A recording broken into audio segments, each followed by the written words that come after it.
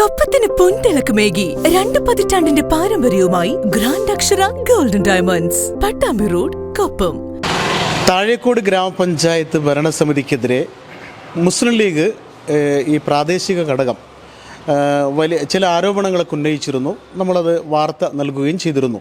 അപ്പോൾ അവരുന്നയിച്ച ആരോപണങ്ങളെന്ന് പറയുന്നത് ഭരണം അമ്പേ പരാജയമാണ്, വിവിധ പദ്ധതികളൊന്നും കൃത്യമായി നടക്കുന്നില്ല, റോഡ് നിർമ്മാണം, അതുപോലെ തന്നെ കുടിവെള്ള പ്രശ്നം, ലൈഫ് പദ്ധതി, അങ്ങനെ എല്ലാ തരത്തിലും പരാജയമാണെന്നാണ് കഴിഞ്ഞ കുറച്ച് ദിവസങ്ങൾക്ക് മുമ്പ് ഇവിടെയുള്ള മുസ്ലിം ലീഗിൻ്റെ നേതാക്കൾ, ലീഗിൻ്റെ മെമ്പർമാരൊക്കെ നമ്മോട് പറഞ്ഞത്.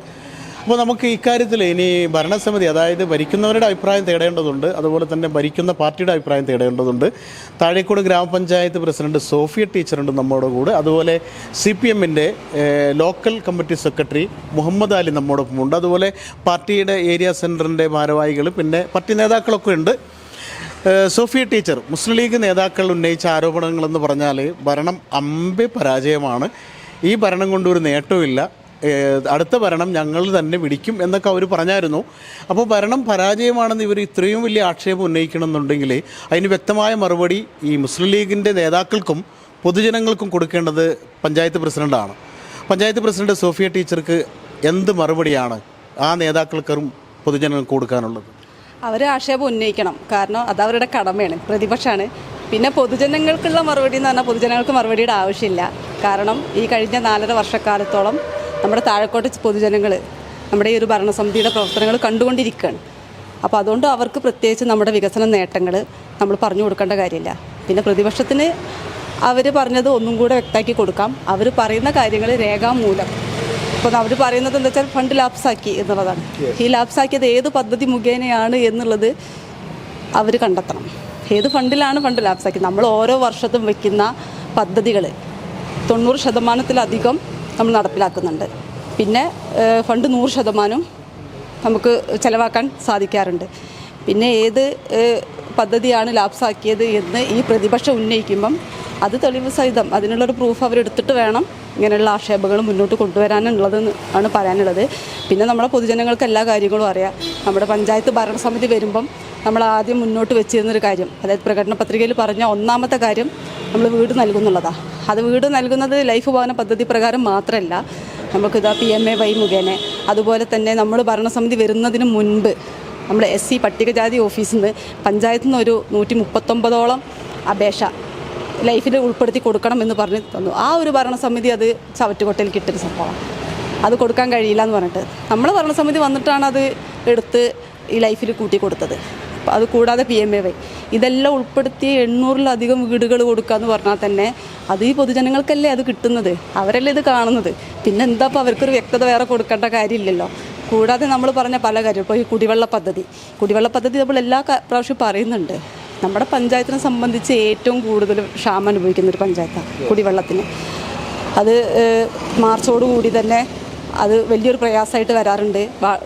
ലോറിയിലാണ് നമ്മൾ വാട്ടർ ടാങ്കിൽ വെള്ളം അടിച്ച് വീടുകൾ തോറും വെള്ളം അടിക്കുന്നുണ്ട്. അതിന് 12 ലക്ഷം നമ്മൾ ഓരോ വർഷം മാറ്റി വയ്ക്കുന്നുണ്ട്. പക്ഷെ അതുപോലും തികയാതെ വരുന്നൊരവസ്ഥ. പിന്നെ മറ്റുള്ള സാധ്യതകളാണ് നമ്മൾ അന്വേഷിക്കാറ്. ആ സമയത്ത് അത്രയും പ്രതിസന്ധിയുള്ള ഈ ഒരു പഞ്ചായത്തിൽ അതിൻ്റെ ഒരു ശാശ്വത പരിഹാരം കൊണ്ടുവരിക എന്നുള്ളത്, വലിയൊരു പദ്ധതി കൊണ്ടുവരിക എന്നുള്ളത് വലിയൊരു കാര്യമാണ്. അതിൻ്റെ 90%-ലധികം വർക്ക് നമ്മുടെ പഞ്ചായത്തിൽ തീർന്നു കഴിഞ്ഞു. അതിൻ്റെ ഭാഗമായിട്ട് റോഡിന് ചെറിയ പ്രയാസങ്ങളുണ്ട്. അത് വാട്ടർ അതോറിറ്റി ടെൻഡർ എടുത്തൊരു സംഭവമാണ്. മഴയായിട്ട് കുറച്ച് നിർത്തി വെച്ചെന്നുള്ളൂ, അത് നടന്നുകൊണ്ടിരിക്കുന്നുണ്ട്. അത് നമ്മൾ പൊതുജനങ്ങൾക്ക് ബോധ്യപ്പെടുത്തി കൊടുത്ത കാര്യമാണ്. പിന്നെ റോഡുകളുടെ കാര്യം, അവർക്ക് ഒരു വലിയൊരു പദ്ധതി വരുമ്പം നമുക്ക് എന്തായാലും അതിനൊരു ബുദ്ധിമുട്ടുണ്ടാവും എന്നുള്ളത് പറഞ്ഞിട്ടുണ്ട്. അതും പൊതുജനങ്ങൾ മനസ്സിലാക്കിയ കാര്യമാണ്. അതോടുകൂടി വലിയൊരു പ്രശ്നത്തിന് പരിഹാരം കാണുകയാണ്. അപ്പോൾ അതിലും ഭരണം അമ്പേ പരാജയമാണ് എന്ന് പറയുന്ന മുസ്ലിം ലീഗ് നേതാക്കൾക്കുള്ള വ്യക്തമായ മറുപടി സോഫിയ ടീച്ചർ നൽകുകയാണ്. അതായത് വ്യക്തതയോടുകൂടി പറയുമ്പോൾ പിന്നെ ഇനി ഇക്കാര്യത്തിൽ പൊതുജനങ്ങൾക്കുള്ള അവർക്കുള്ള മറുപടി കൂടിയാണ് ശരിക്കും ടീച്ചർ നൽകിയിരിക്കുന്നത്. അപ്പോൾ അവരുടെ ആക്ഷേപങ്ങളൊക്കെ വെറും അസ്ഥാനത്താണ് എന്ന് ടീച്ചർ തന്നെ വ്യക്തമാക്കും. തീർച്ചയായിട്ടും ഇത് രാഷ്ട്രീയപരമായിട്ടുള്ള ഒരു ആരോപണം മാത്രമാണ്. പ്രതിപക്ഷം അവരുടെ കടമ ചെയ്യുന്നു.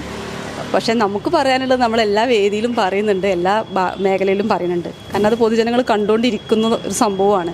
പിന്നെ ഇപ്പം നമ്മുടെ പഞ്ചായത്തിലെ ഓരോ വാർഷിക പദ്ധതികളും എല്ലാ മേഖലയ്ക്കും ഭയങ്കര ഇമ്പോർട്ടൻ്റ് കൊടുക്കുന്നുണ്ട്. അത് ഓരോ വിഭാഗത്തിന് ഇമ്പോർട്ടൻ്റ് കൊടുക്കുന്നുണ്ട്. അങ്ങനെ കൊടുത്തിട്ട് തന്നെയാണ് ഓരോ വാർഷിക പദ്ധതി നടപ്പിലാക്കുന്നത്. ഒരാളെപ്പോലും നമ്മൾ മാറ്റി നിർത്തുന്നില്ല, ഒരു വിഭാഗത്തിനെ പോലും നമ്മൾ മാറ്റി നിർത്തുന്നില്ല. അങ്ങനെ കൊടുക്കുക. അതിൽ അർഹരപ്പെട്ട ആളുകളെ കയ്യിൽ അത് എത്തിച്ചേരുന്നുണ്ട്. എന്നാലും പാർട്ടിയുടെ ലോക്കൽ സെക്രട്ടറി മുഹമ്മദ് അലി ഭരണത്തെക്കുറിച്ച് ഇപ്പോൾ ടീച്ചർ പറഞ്ഞു കഴിഞ്ഞു. Panchayat president party local secretary എന്ന നിലക്ക് ഇനി ഇക്കാര്യത്തിൽ മുസ്ലിം ലീഗ് നേതാക്കളുടെ ആരോപണങ്ങൾക്കുള്ള മറുപടി പറയേണ്ടത് താങ്കളാണ്. എന്താണ് താങ്കൾക്ക് അവർക്ക് നൽകാനുള്ള ഒരു മറുപടി? അവരിങ്ങനെ ആരോപണം ഉന്നയിച്ചിരുന്നല്ലോ, ഭരണം പരാജയമാണ്, ഓരോരോ കാര്യങ്ങളും ടീച്ചർ പറഞ്ഞതുപോലെ മറുപടി പറഞ്ഞ പോലെ. അപ്പോൾ ഈ പാർട്ടി സെക്രട്ടറി എന്ന നിലക്ക് അവർക്കുള്ളൊരു മറുപടി താങ്കൾ എന്നാവട്ടെ. 2010 മുതൽ 2020 ഡിസംബർ മാസം 20 വരെ ഇവിടുത്തെ പഞ്ചായത്ത് ഭരണസമിതി UDF ആയിരുന്നു. 2020 ഡിസംബർ മാസത്തിൽ ഇടതുപക്ഷ ജനാധിപത്യ മുന്നണിയുടെ നേതൃത്വത്തിൽ വന്ന ഭരണസമിതി ഞങ്ങൾ ആദ്യം ഈ പ്രസിഡൻറ്റിൻ്റെ സത്യപ്രതിജ്ഞ ചെയ്ത് അധികാരം ഏറ്റെടുത്ത ഉടനെ അന്ന് തന്നെ ഞങ്ങൾ ആദ്യം പോയത് മലപ്പുറം വാട്ടർ അതോറിറ്റിക്കാണ്.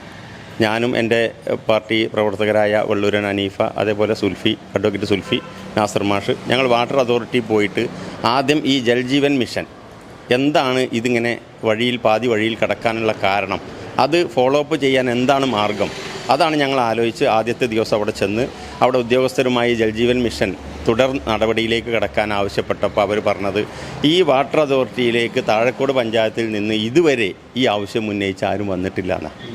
അതാണ് വസ്തുത. ആ വസ്തുത മനസ്സിലാക്കി ഞങ്ങളതുമായി ബന്ധപ്പെട്ട് തിരുവനന്തപുരം ജലസേചന വകുപ്പ് മന്ത്രിയെ കണ്ടു അന്നത്തെ, അതേപോലെ നമ്മുടെ ധനകാര്യ വകുപ്പ് മന്ത്രിയെ കണ്ടു. അന്നത്തെ സ്പീക്കർ ശ്രീരാമകൃഷ്ണൻ, അയാളുടെ അടുത്ത് പോയിട്ടാണ് ഇവരുമായിട്ട് ഞങ്ങൾ മീറ്റ് ചെയ്യാൻ ശ്രമിച്ചത്, അവരുമായി ബന്ധപ്പെട്ടത്. അതിൻ്റെയൊക്കെ ഒരു നിർദ്ദേശത്തിൻ്റെ ഭാഗമായിട്ടാണ് ജൽജീവൻ മിഷൻ താഴക്കോട് രണ്ടാമത് സ്റ്റാർട്ട് ചെയ്തത്. ഞങ്ങൾ 10-15 ലക്ഷം രൂപ മുടക്കി ഇവിടെ ടാങ്ക് നിർമ്മിച്ചിട്ടുണ്ട്. 12 ലക്ഷം ലിറ്റർ സ്റ്റോക്ക് ചെയ്യാവുന്ന ജൽജീവൻ മിഷൻ്റെ വാട്ടർ ടാങ്ക് ഈ ഭരണസമിതി വന്നതിന് ശേഷം ഉണ്ടാക്കിയതാണ്. ഈ എല്ലാ വീട്ടിലും കുടിവെള്ളം എത്തിക്കുക എന്നുള്ളതിൻ്റെ ഭാഗമായി പൈപ്പ് കണക്ഷൻ കൊടുത്തത് ഈ ഭരണസമിതി വന്നിട്ടാണ്. അങ്ങനെ വാട്ടർ അതോറിറ്റിയുമായി ബന്ധപ്പെട്ട് നിരന്തരം ഇടപെട്ട് ഈ ജൽജീവൻ മിഷൻ്റെ പൂർണ്ണമായ ഒരു പ്രവർത്തനം വന്നത് ഈ ഭരണസമിതി വന്നതിന് ശേഷം. റോഡുകൾ വെട്ടിപ്പൊളിച്ചിട്ടുണ്ട്. ഒരു വികസനം വരുമ്പോൾ പ്രയാസം ഉണ്ടാവും. ഇപ്പോൾ നാഷണൽ ഹൈവേ വികസിക്കുമ്പോൾ അതിൻ്റെ പരിസരത്ത് താമസിക്കുന്ന ആളുകൾക്കൊക്കെ നല്ല പ്രയാസമുണ്ട്. പക്ഷെ അത് ഈ നാടിൻ്റെ വികസനമാണ്. ആ വികസനം കാണാനും അത് അനുഭവിക്കാനും ഉത്തരവാദിത്തപ്പെട്ട ആളുകൾ ഈ പഞ്ചായത്തിലെ ആളുകളാണ്. അപ്പോൾ വികസന പ്രവർത്തനം വരുമ്പോൾ പ്രയാസങ്ങളുണ്ടാകും. ആ പ്രയാസം പരിഹരിച്ചുകൊണ്ടേയിരിക്കുകയാണ്. റോഡുകൾ വെട്ടിപ്പൊളിച്ചത് കുടിവെള്ള പൈപ്പ് സ്ഥാപിക്കാൻ വേണ്ടിയിട്ടാണ്. മഴ വന്നു, അത് കോൺട്രാക്ട് എടുത്ത ആളുകൾ വർക്ക് നടത്തിക്കൊണ്ടിരിക്കുന്നുണ്ട്. മഴ കാരണം തുടർ നടപടിയിലേക്ക് അല്പം താമസിച്ചിട്ടുണ്ട്. എന്നാലും അത് പൂർത്തീകരിച്ച് പോകുന്നുണ്ട്. അതേപോലെ തന്നെ ഞങ്ങൾ 2020 അധികാരത്തിൽ വന്നപ്പോൾ 2019 ഇവിടുത്തെ ആദിവാസികളെ താഴോട്ടിറക്കാൻ വേണ്ടി, മലയിൽ നിന്ന് താഴോട്ടിറക്കാൻ വേണ്ടി പാണമ്പിയിൽ 1 കോടി രൂപ ഡിപ്പാർട്ട്മെൻറ്റ് ഇവിടെ കൊടുത്തതാണ്. പക്ഷേ 2019 വന്ന പണം ഉപയോഗിക്കാൻ അന്നത്തെ ഭരണസമിതിക്ക് സാധിച്ചില്ല.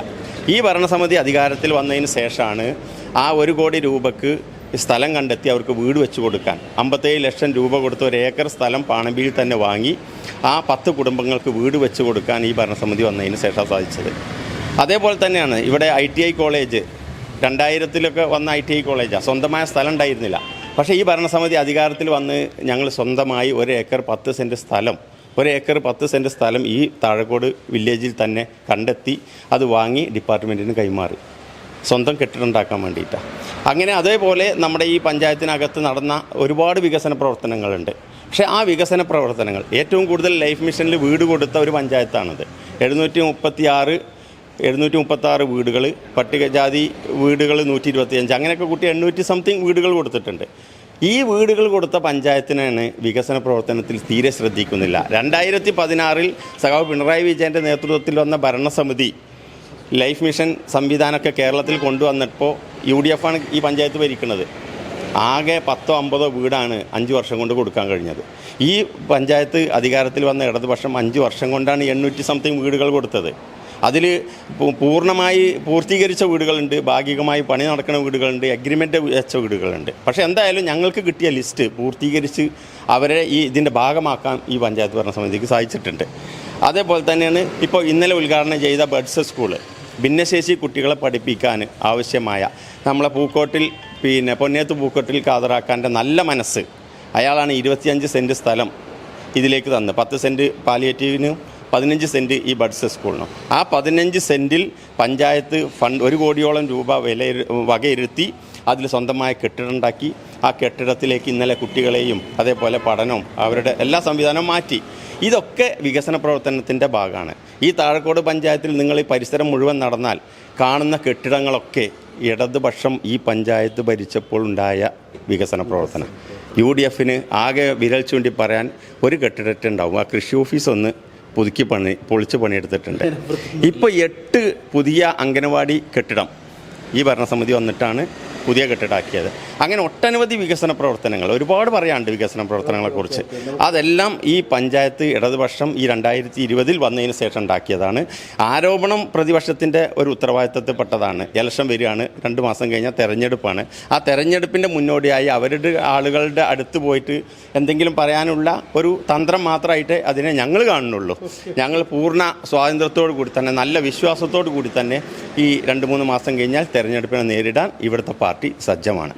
ഏതായാലും പാർട്ടി പൂർണ്ണമായിട്ടും തെരഞ്ഞെടുപ്പിനെ നേരിടാൻ സജ്ജമാണെന്ന് മാത്രമല്ല, ആരോപണം ഉന്നയിക്കാനുള്ള അവകാശം പ്രതിപക്ഷത്തിന് അവർ വിട്ടുകൊടുക്കുന്നുണ്ട്. ആരോപണം ഉന്നയിക്കുക, പക്ഷേ വസ്തുതകൾ വ്യക്തമായി നിരത്തുകയാണ് ലോക്കൽ സെക്രട്ടറി. കാരണം ഇവിടെ ഇടതുപക്ഷം ഭരണത്തിലേറിയതിന് ശേഷമുണ്ടായ വികസനങ്ങൾ എന്താണെന്ന് ജനങ്ങൾക്ക് തിരിച്ചറിയാൻ കഴിയുമെന്നും UDFൻ്റെ കാലത്ത് എന്താണെന്ന് ഒരു വിരൽ ചൂണ്ടിക്കാണിക്കാനുള്ളത് ഉള്ളൂവെന്നും അദ്ദേഹം വ്യക്തമായി പറയുന്നുണ്ട്. അപ്പോൾ മുസ്ലിം ലീഗിൻ്റെ നേതാക്കന്മാരെ ഉന്നയിച്ച ആരോപണങ്ങൾക്കുള്ള വ്യക്തമായ മറുപടി താഴേക്കോട് ഗ്രാമപഞ്ചായത്ത് ഭരണസമിതി നയിക്കുന്ന പ്രസിഡന്റ് സോഫിയ ടീച്ചർ പറഞ്ഞു. ലോക്കൽ സെക്രട്ടറിയുടെ സെക്രട്ടറി മുഹമ്മദ് അലിയും പറഞ്ഞു കഴിഞ്ഞു. അപ്പോൾ ഇനി ജനങ്ങൾക്ക്, പ്രേക്ഷകർക്ക് ഇവർ പറഞ്ഞ വാചകങ്ങൾ ഓരോന്നായിട്ട് വിശകലനം ചെയ്ത് ആ ഭാഗം എന്താണെന്ന് ജനങ്ങൾക്ക് തീരുമാനിക്കാം. എല്ലാം തീരുമാനിക്കേണ്ടത് ജനങ്ങളാണ്. എല്ലാ കാര്യങ്ങളും ജനങ്ങളിലേക്ക് വിടുകയാണ്.